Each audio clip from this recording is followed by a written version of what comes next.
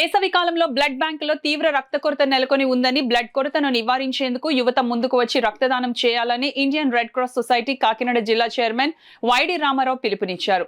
మంగళవారం ఆయన మీడియాతో మాట్లాడుతూ రెడ్ క్రాస్ బ్లడ్ బ్యాంక్ ద్వారా ప్రతి మంగళవారం, శుక్రవారం తలసేమియా బాధితులకు రక్తం అందించవలసిన అవసరం ఉందని, కావున రెడ్ క్రాస్ బ్లడ్ బ్యాంక్ లో రక్త నిధుల కొరత లేకుండా యువత ముందుకు వచ్చి రక్తదానం చేయాలని ఆయన ఈ సందర్భంగా కోరారు.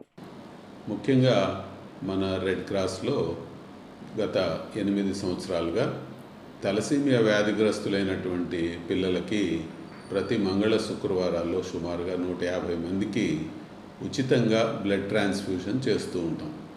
వారికి తప్పనిసరిగా, ఎందుకనంటే ఈ యొక్క రక్తాన్ని కనుక మనం ఎక్కించకపోతే అది వారి జీవితానికి ప్రమాదం, కాబట్టి ఇది తప్పనిసరిగా చేయవలసినటువంటి అంశం.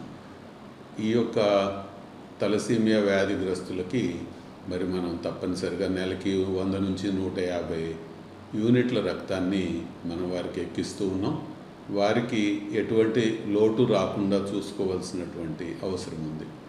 వీటిని దృష్టిలో పెట్టుకుని, ఇదే కాకుండా సాధారణంగా జరిగేటటువంటి డెలివరీస్కి సంబంధించి కానీ, యాక్సిడెంట్స్కి సంబంధించి కానీ, ఇతర సర్జరీస్కి సంబంధించి కానీ ఇంకా పేషెంట్స్కి చాలా రిక్వైర్మెంట్ ఉంటుంది.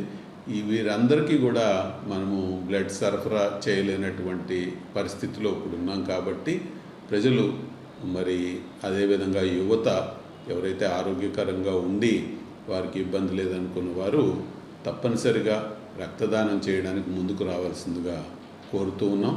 రెడ్ క్రాస్ బ్లడ్ బ్యాంక్ గాంధీనగర్లో ఉన్నటువంటి ఈ యొక్క బ్లడ్ బ్యాంకుకు వచ్చి రక్తాన్ని దానం చేయవలసిందిగా కోరుతున్నాం.